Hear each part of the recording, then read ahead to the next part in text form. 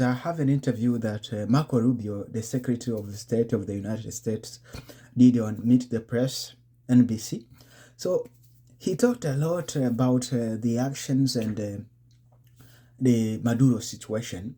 So let's begin by the question where they asked him why they didn't seek a congressional approval. White House Chief of Staff Susie Wiles told Vanity Fair that an attack on Venezuela's mainland would require approval from Congress. Why didn't that happen, and will it happen with any future action the administration plans to take in Venezuela or elsewhere? This was not an action that required congressional approval. In fact, it couldn't require congressional approval because this was not an invasion. This is not an extended military operation. This is a very precise operation that involved a couple of hours of action. It was a very delicate operation, too. It was one that required all these conditions to be in place at the right time in the right place. You couldn't afford leaks. We couldn't afford anything out there that would have endangered the mission and gotten people killed or killed off the mission in the optionality. We didn't even know if the mission was going to happen.